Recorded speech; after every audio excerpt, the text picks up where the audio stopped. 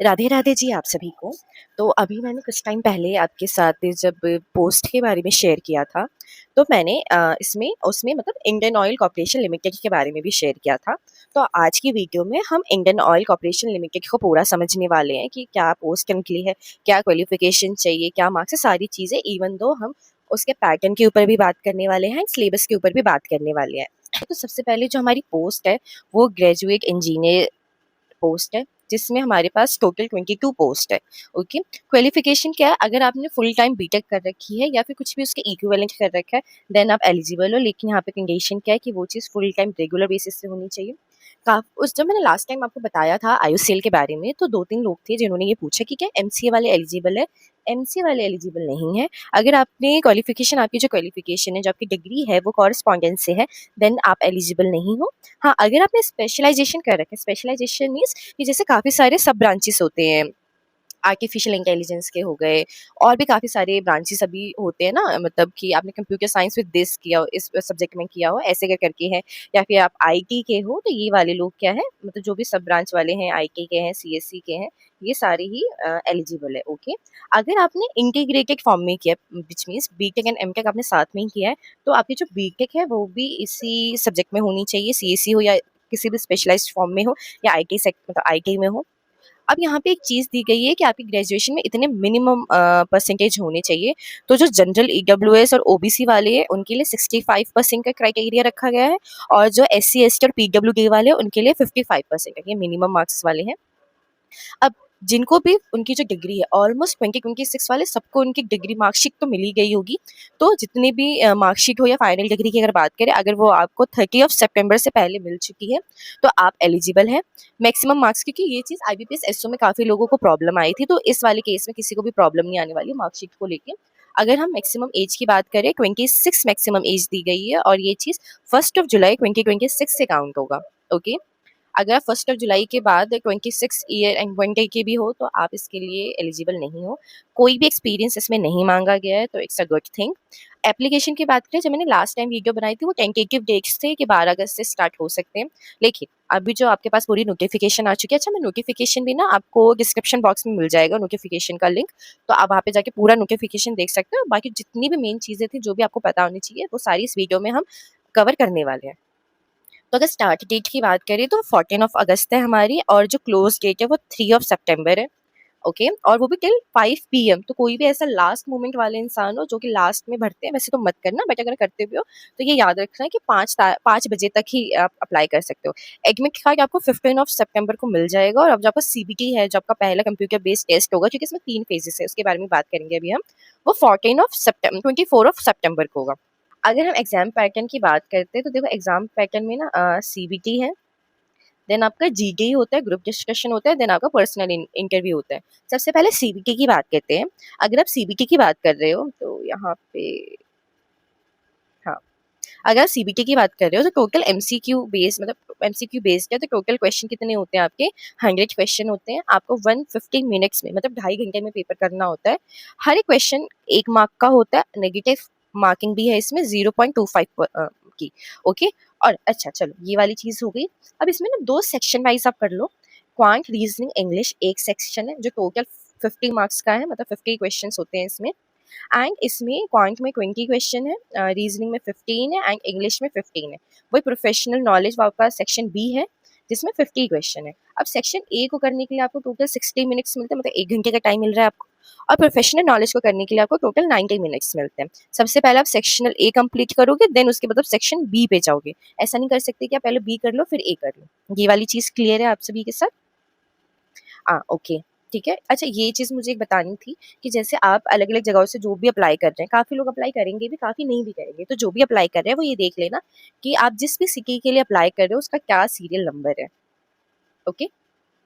ये सारी चीज़ आप देख के करना एक बार, ऐसे बिना देखे मत करना। तो एक बार आप वो देख लेना, नोटिफ़िकेशन अच्छे से देख लेना। चलो क्वालिफाइंग मार्क्स की बात करते हैं। देखो जो जनरल ईडब्ल्यूएस और ओबीसी वाले हैं, उनको सेक्शन ए में, मतलब क्वांट्स, रीजनिंग और इंग्लिश में 40% चाहिए ही चाहिए मिनिमम। ये मिनिमम की बात कर रहे हैं हम, मतलब। और बी में भी 40% चाहिए, और ओवरऑल कितना चाहिए? 45% चाहिए, विच मीन्स आपके 45 आउट ऑफ 100 की मिनिमम क्वालिफाइंग मार्क्स है। मतलब अगर इससे कम आते हैं तो आप क्वालिफाई नहीं करोगे। ओके। SC/ST में आपको 35% सेक्शन ए में भी चाहिए, सेक्शन बी में 35% चाहिए, ओवरऑल 40% चाहिए, और PWBD के लिए 25% in both section A and D, और टोटल उनको 30% चाहिए। एज रिलैक्सेशन की मैंने यहाँ पे बात कर ली है, तो OBC वालों के लिए 3 साल का एज रिलैक्सेशन है, और SC/ST वालों का 5 साल के लिए। यहाँ पे ये वाली चीज क्लियर हो गई। अब सिलेक्शन प्रोसेस जो मैं ऊपर बात कर रही थी आपसे, कि CBT है, GD है और PI है। CBT मतलब कंप्यूटर बेस्ड टेस्ट है, GD मतलब ग्रुप डिस्कशन होगा, और PI मतलब पर्सनल इंटरव्यू। देखो, आपका जो पेपर है वो टोटल 100% का है, ठीक है, 100 मार्क्स का है। तो उसमें से 85% जो वेटेज है वो आपका CBT लेता है आपके सिलेक्शन प्रोसेस में। अगर आपके स्कोर 100 में से बन रहे हैं तो टोटल जो उसका 85% है वो CBT बेस्ड होगा, मतलब CBT में आपके कितने मार्क्स आते हैं वो उस पर डिपेंड करेगा। मिनिमम मैंने यहाँ पे लिख रखा है, जनरल वालों के लिए 45, SC/ST वालों के लिए 40 और 35 PWBD के लिए, OBC और EWS के लिए भी 45 है। अगर आप ग्रुप डिस्कशन की बात करो तो वो टोटल वेटेज है उसकी 5%। और अगर आप ऐसे बात करो कि जो भी आपका ग्रुप डिस्कशन होगा उसमें जितने भी वो मार्क्स का होगा उसमें आपको मिनिमम 40% चाहिए। अगर आप PI की बात करते हो तो उसका जो पूरा ओवरऑल मतलब प्रोसीजर में, सिलेक्शन प्रोसीजर में जितना भी उसका वेटेज है वो है 10%, एंड जो आपका ऐसे जो पर्सनल इंटरव्यू होगा तो आपको उसमें मिनिमम 40% चाहिए। ये बात कर लिया हमने सिलेक्शन प्रोसेस की। अगर हम एप्लीकेशन फ़ी की बात करें, SC/ST PWBD के लिए कोई भी फीस नहीं है, तो जिनको नहीं मतलब जिनका ऐसा है कि जिनको ये है कि कम सीट है फिर भी नहीं होगा तो वो भी आप अप्लाई कर दो, मे बी चांसेस हो। अदर्स वालों के लिए वैसे तो 1000 प्लस GST का है। पता नहीं क्यों यार, ये थोड़ा-सा मुझे लगता है कि बहुत ज़्यादा डिफरेंशिएट कर देते हैं इस बेसिस पे, एंड देन फिर कहते हैं कि सब इक्वल है। अगर इक्वल हो तो एटलीस्ट एप्लीकेशन फ़ी में इक्वालिटी रखनी चाहिए। ये मेरा पर्सनल थॉट है। ये वाली चीज़ अगर आप GST वाली चीज़ मिलाओगे तो वो ₹1200 तक, मतलब ऐसा होता है ना, ₹1118 तो समथिंग 1200 के आस-पास हो जाता है। फिर आपका एक जब सारी चीज़ें हो जाएँगी, सिलेक्शन प्रोसेस सब कुछ हो जाएगा, तब आपका एक मेडिकल एग्ज़ाम होगा, ओके?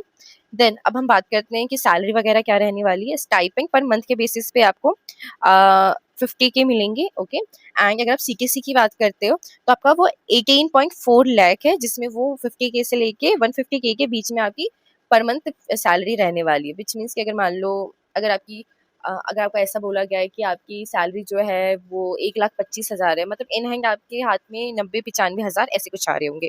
तो ये वाली चीज़। अच्छा, बॉन्ड भी इसमें दे रखा है, 3 साल का बॉन्ड है।